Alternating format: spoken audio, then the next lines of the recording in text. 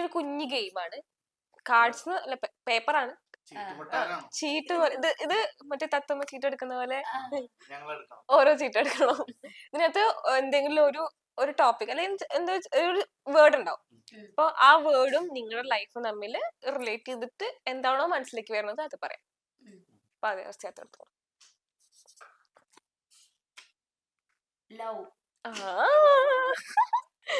പ്രണയം പറഞ്ഞോളൂ. ജീവിതത്തിലെ പ്രണയം പറഞ്ഞോളൂ. ജീവിതത്തില് പ്രണയം ഉണ്ടായിട്ടുണ്ട്. എന്റെ ചെറുപ്പകാലത്ത് ഞാൻ ഒരാളെ സ്നേഹിച്ചിരുന്നു. അയാൾ എന്നെയും ഒത്തിരി സ്നേഹിച്ചിരുന്നു. ഞങ്ങളൊരു 2-3 വർഷത്തോളം ഞങ്ങൾ പ്രണയിച്ചു.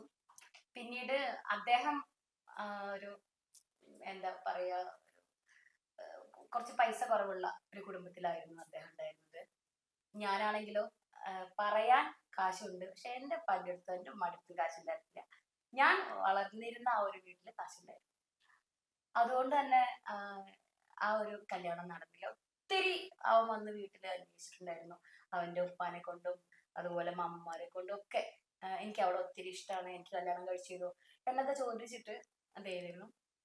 പക്ഷെ വീട്ടുകാര് ഞാൻ നേരത്തെ പറഞ്ഞ മാതിരി മാടമ്പികൾ കല്യാണത്തിന് സമ്മതിച്ചില്ല. പിന്നീട് പുള്ളിയുടെ കല്യാണം കഴിഞ്ഞു. പിന്നെ എനിക്ക് എങ്ങനെങ്കിലും ഒന്ന് ആ നാട്ടിൽ നിന്ന് പോയാൽ മതി എന്നുള്ള ചിന്താഗതിയായി. കാരണം എല്ലാവരും കളിയൊക്കെ മാത്രമല്ല, ശാപവാക്കുകൾ, പരിഹാസം, വീട്ടിലുള്ളവര് നാട്ടിലുള്ളവര് ഒക്കെ കളിയാക്കുക, എല്ലാവരും കളിയാക്കുക. മൊത്തം ടോട്ടലി ഞാനങ്ങ് 0 ആയിപ്പോയി. പെട്ടെന്ന് കല്യാണം കഴിഞ്ഞ ഒരു സിറ്റുവേഷൻ ആയിപ്പോയി. എനിക്ക് കല്യാണം കഴിഞ്ഞ് എങ്ങനെയെങ്കിലും ഒന്ന് പോയാൽ മതി ഇവിടുന്ന്. ആത്മഹത്യ ചെയ്യാനുള്ള ധൈര്യമില്ല. ഒരാളുടെ കൂടെ പോവാനുള്ള ധൈര്യം അന്ന് ഉണ്ടായിരുന്നില്ല. അങ്ങനെ ചോദിച്ചിട്ടുമില്ല. നീ എന്റെ കൂടെ പോരുന്നോ എന്ന് അങ്ങനെ ചോദിച്ചിട്ടില്ല. പകരം വീട്ടിൽ വന്നിട്ട് 3-4 വട്ടം അയാൾ അധിക്ഷേപിച്ച് പറഞ്ഞയച്ചു എന്റെ വീട്ടുകാര്. പിന്നെ ഞാൻ ഈ പറഞ്ഞ മാതിരി പുള്ളിയുടെ കല്യാണം കഴിഞ്ഞു. പിന്നെ വന്ന കല്യാണത്തിന് എന്റെ 16-ാമത്തെ വയസ്സിൽ കല്യാണം കഴിഞ്ഞു. പിന്നീട് പ്രണയങ്ങൾ ഉണ്ടായിട്ടുണ്ട്, ഇല്ല എന്ന് പറയുന്നില്ല. പക്ഷെ ഓർക്കുന്ന ഒരു പ്രണയം ഇത് തന്നെ വേണം.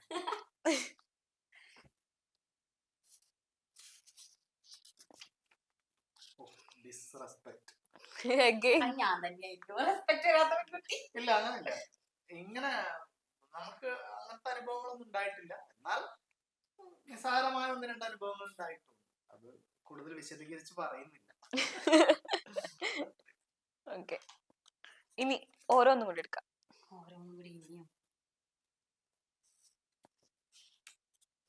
സാഡ്നെസ്, സങ്കടം ഉണ്ടായിട്ടൊക്കെ ഉണ്ട്. സങ്കടം ഇതിപ്പോ ഈ ഫീൽഡിലാണോ അതോ എന്റെ ജീവിതത്തിൽ മൊത്തം ലൈഫില് ഏറ്റവും വലിയ സങ്കടം?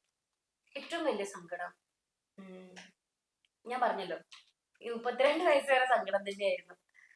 എന്റെ കുട്ടിക്കാലം എന്ന് പറയുന്നത് ഉപ്പയും ഉമ്മയും അങ്ങനെ സന്തോഷത്തിൽ ജീവിച്ചിട്ടുള്ള ഒരു കാലമൊന്നുമല്ല.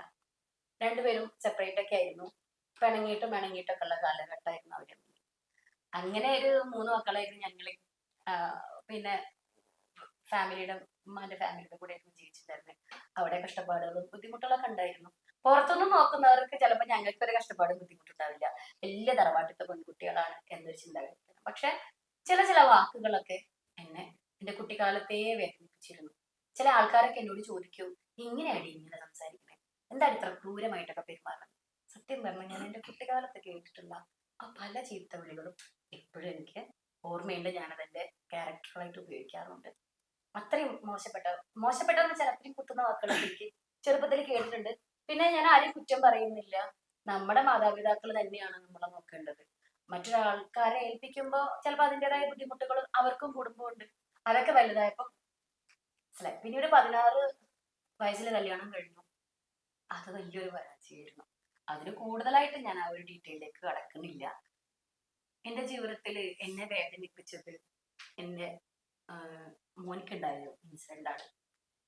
അവന്റെ 14-ാമത്തെ വയസ്സിൽ, അതായത് 2021 ജാനുവരി 27-നാണ് എന്റെ മോന് ക്യാൻസർ ആണ് എന്ന് തെളിഞ്ഞത്. അന്ന് ഞാൻ കരഞ്ഞതിനോ അല്ലെങ്കിൽ അന്ന് ഞാൻ വിഷമിച്ചതിനോ ഒരു കയ്യും മണക്കില്ല. അതിനുശേഷം ഞാൻ ആർക്കും തോൽപ്പിക്കാൻ പറ്റിയിട്ടില്ല. ഞാൻ എന്റെ 16-ാമത്തെ വയസ്സിൽ കല്യാണം കഴിഞ്ഞിട്ട് 17 വയസ്സിൽ ഞാൻ അവനെ പ്രസവിച്ചു.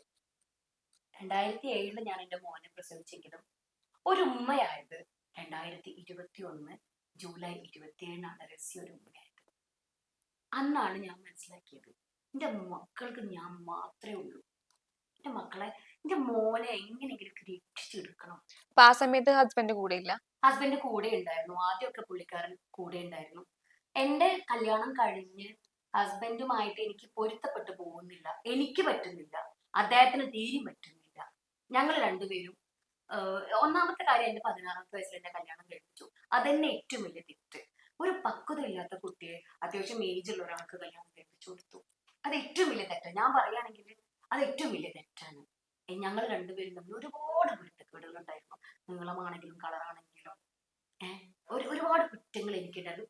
എനിക്കും അദ്ദേഹത്തിനും ഒരുപാട് കുറ്റങ്ങളുണ്ടായിരുന്നു. തട്ടിയും മുട്ടിയും നിന്ന് പോയിരുന്ന ഒരു ദാമ്പത്യം തന്നെയായിരുന്നു ഞങ്ങളുടേത്. പിന്നീട് വർഷങ്ങൾക്ക് ശേഷം എനിക്ക് ഈ ഒരു ദാമ്പത്യം മുന്നോട്ട് കൊണ്ടുപോയാൽ എനിക്ക് എന്താ മോനെ ചികിത്സിച്ച് ഭേദമാക്കാൻ പറ്റില്ല എന്നൊരു തോന്നലുണ്ടായി. അങ്ങനെ ഞങ്ങള് ട്രിവാൻഡ്രത്താണ് ഞങ്ങൾ രണ്ടുപേരും കൂടി സെപ്പറേറ്റ് ആവുന്നത്. ഞാൻ തന്നെയാണ് പറഞ്ഞത് പുള്ളിയോട് പോയിക്കോളാം. പുള്ളിക്ക് യാതൊരു താല്പര്യവും ഉണ്ടായിരുന്നില്ല, സെപ്പറേറ്റ് ആവാനായിട്ട് ഒരു താല്പര്യം ഉണ്ടായിരുന്നില്ല. ഞാൻ നിന്നോളാം എന്നോട് പറഞ്ഞപ്പോൾ വേണ്ട, ഞാൻ നോക്കിക്കോളാം, കുഞ്ഞിനെ ഞാൻ നോക്കിക്കോളാം, കാര്യങ്ങളൊക്കെ ഞാൻ നടത്തിക്കോളാം, പൈസ ഞാൻ എടുത്തോളാം. എൻ്റെ കയ്യിൽ ഒന്നുമില്ല, ആരും എന്നെ സഹായിക്കാനില്ല. അതെനിക്കറിയാം. എൻ്റെ ഉപ്പ വയ്യാണ്ട് കിടക്കാണ്, എനിക്ക് ആങ്ങളാരില്ല, ആരും എന്നെ സഹായിക്കാനില്ല. ഞാൻ അന്ന് വിചാരിച്ചിരുന്ന എന്താന്ന് വെച്ചാല് പോവാൻ പറ്റുന്നിടത്തോളം പോവും, അത് കഴിഞ്ഞാല് ഞാനിതവിടെ തീർക്കും. ഈ 2 മക്കളും കൊന്നിട്ട് തന്നെ ഞാൻ എൻ്റെ ജീവിതം അവസാനിപ്പിക്കുന്നതാണ് ഞാൻ ആദ്യം കരുതിയത്. പിന്നീട് എൻ്റെ ജീവിതത്തിൽ ഏറ്റവും നന്ദിയുള്ള ഒരു നാടാണ് മലപ്പുറം ജില്ല, പൊന്നാനി. അതുപോലെ തന്നെ പാലക്കാട്ടുനിന്നും എനിക്ക് സഹായങ്ങൾ ഉണ്ടായിട്ടുണ്ട്. പക്ഷെ മലപ്പുറത്തുനിന്ന് ഒത്തിരി പേര് എൻ്റെ മനസ്സിലാക്കി എന്നിലെ ഉമ്മാനെ വിജയിപ്പിക്കാൻ അവർക്ക് ആശയൊന്നും. ഒരുപാട് പൈസ ഒന്നുമില്ലാത്ത റസ്യാക്ക് ഒത്തിരി പൈസ മലപ്പുറത്തെ പ്രവാസികളും രാഷ്ട്രീയ പാർട്ടികളും ഒരുപാട് ഉമ്മമാരും എല്ലാവരും തന്നു. അങ്ങനെ ഞാൻ എൻ്റെ കുഞ്ഞിനെ വിജയിപ്പിച്ചു. അതാണ് എൻ്റെ ജീവിതത്തിലെ ഏറ്റവും വലിയ വിഷമം. ഇപ്പൊ എനിക്ക് വിഷമില്ല. ഇപ്പൊ പല ആൾക്കാരും അങ്ങനെ ഉണ്ടായത്രേ, അവിടെ അത്ര ഓക്കെ തോന്നാറില്ല. അതിലും ഇല്ല. എൻ്റെ മോന്റെ കാര്യത്തിൽ ഒഴുകി എനിക്ക് ഒന്നും തോന്നിയിട്ടില്ല. അതാണ് എൻ്റെ ഏറ്റവും വലിയ വിഷമം.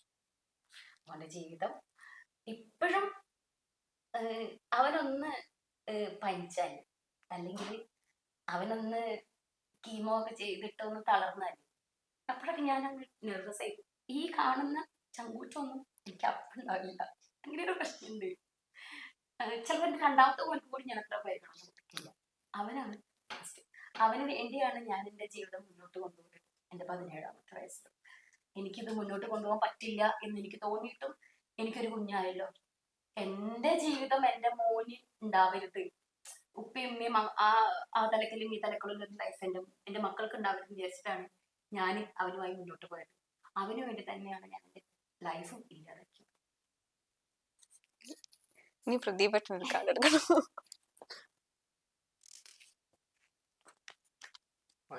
ഹാപ്പിനെസ്, സന്തോഷം. ഞാൻ എപ്പോഴും ഹാപ്പി ആയിട്ടുള്ള നമുക്ക് ജീവിതത്തിൽ ചില ദുഃഖങ്ങളൊക്കെ ചില സമയങ്ങളിൽ വന്നു ചേരാം യാദൃച്ഛികമായിട്ട്.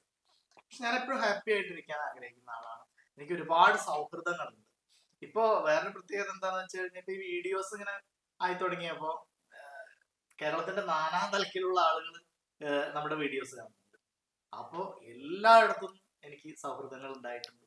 അതല്ലാതെ തന്നെ വളരെ ദൃഢമായിട്ടുള്ള സൗഹൃദങ്ങൾ എക്കാലത്തും ഉണ്ട്. അത് അവരോടൊപ്പം ഞാൻ ഹാപ്പിയാണ്, എൻ്റെ ഫാമിലിയോടൊപ്പം ഞാൻ ഹാപ്പിയാണ്, എല്ലാ തരത്തിലും ഹാപ്പി. അല്ല, പ്രദീപേട്ടന്റെ ഫേസ് ഒരു പ്ലസന്റ് ഫേസ് ആണ്. അപ്പൊ ആ എടുത്ത കാർഡ് ഭയങ്കര സൂപ്പറാണ്. Excitement, anchor.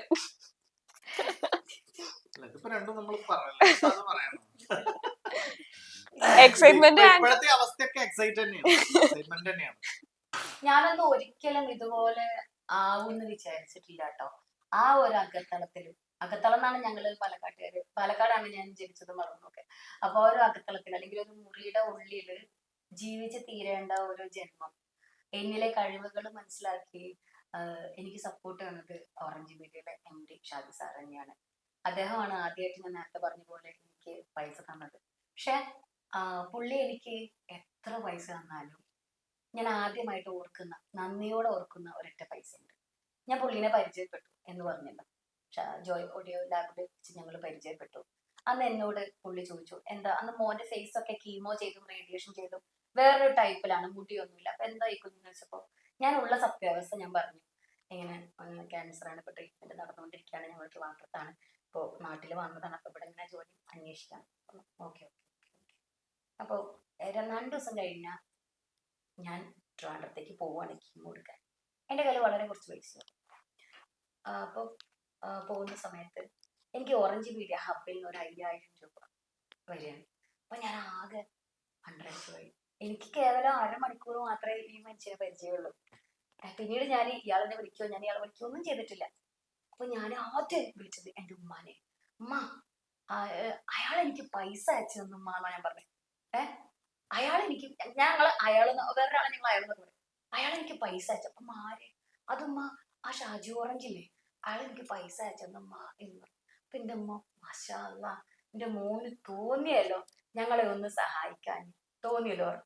സത്യം പറഞ്ഞ പിന്നീടുള്ള 3 വർഷം മോന്റെ ട്രീറ്റ്മെന്റിന് ആ പോവാനുള്ള ദിവസം ആ 5000 രൂപ കൃത്യമായിട്ട് തരുമായിരുന്നു.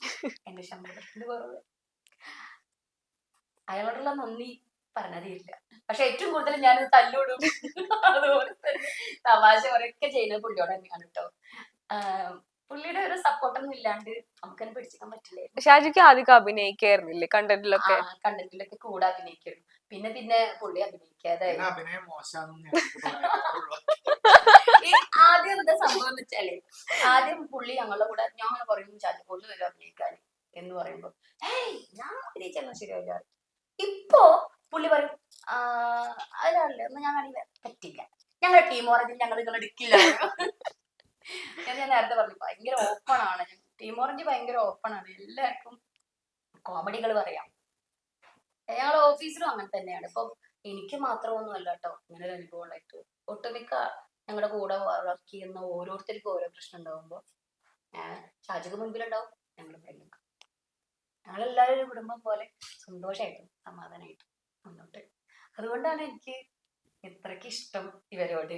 അപ്പൊ ഞാൻ നേരത്തെ പറഞ്ഞ പോലെ അത് അസ്ലിനോടാണെങ്കിലും ശരി, അത് എൻ്റെ ക്യാമറമാൻ ആയിട്ടുള്ള സന്തോഷമായിട്ടാണെങ്കിലും ശരി, എഡിറ്റർ ആയിട്ടുള്ള സുധീറിനോടാണെങ്കിലും ശരി, എൻ്റെ മകന്റെ ഒപ്പം വർക്ക് ചെയ്യുന്ന അശ്വതിയോടാണെങ്കിലും ശരി, അതുപോലെ തന്നെ മുൻപുണ്ടായിരുന്ന പിന്നെ ഇക്ക ഷലൂബക്ക ഒരുപാട് സപ്പോർട്ട് ചെയ്തിട്ടുണ്ട്, കൂടെ അഭിനയിച്ചിട്ടുണ്ട്, സ്ക്രിപ്റ്റ് എഴുതാൻ പഠിപ്പിച്ചു തന്നിട്ടുണ്ട്. അതുപോലെ തന്നെ ഞാൻ ഏറ്റവും കൂടുതൽ ഓർക്കേണ്ട ഒരാളുണ്ട് കേട്ടോ, ഞാൻ ഇത്ര നേരം പറഞ്ഞിട്ടുണ്ടായിരുന്നില്ല, ജമാൽ ബി പാപ്പു. പുള്ളി എൻ്റെ കൂട്ടുകാരിൽ ഒരാളാണ്. പുള്ളി എൻ്റെ ആ ഒരു സെൻസ് അറിഞ്ഞിട്ട് എൻ്റെ കൂടെ നിൽക്കുന്ന ഒരാളാണ്. റസി എന്താണ് ഇനി അടുത്ത് പറയാൻ പോകണമെന്ന് പുള്ളിക്ക് വളരെ വ്യക്തമായിട്ട് അറിയാൻ പറ്റും. എന്തായിരിക്കും എൻ്റെ ആ ഒരു ഇടപെടൽ ഉണ്ടാവുക എന്നുള്ളതൊക്കെ അറിയാൻ പറ്റും. ഇപ്പൊ സ്ക്രിപ്റ്റ് ഒക്കെ എഴുതി തുടങ്ങുന്ന സമയത്ത് പുള്ളിയായിരുന്നു സപ്പോർട്ട്. ഇന്നതുപോലെ ചെയ്യണം, ഇന്നതുപോലെ പറയണം എന്നൊക്കെ പറഞ്ഞ് ഭയങ്കര സപ്പോർട്ട് ഉണ്ടായിരുന്നു.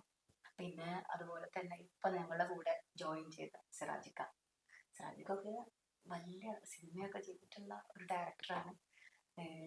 നമ്മള് ചെറുപ്പത്തിലൊക്കെ പിന്നെ സിനിമ കൊടുത്തതിനൊക്കെ അടിക്കുകയും ഇടിക്കൊക്കെ അഭിനയത്തിലൂടെ കണ്ടിട്ടുള്ള അന്ന് അവിടെ അപ്പ മുതൽ അഭിനയിക്കുന്ന ആളാണ്.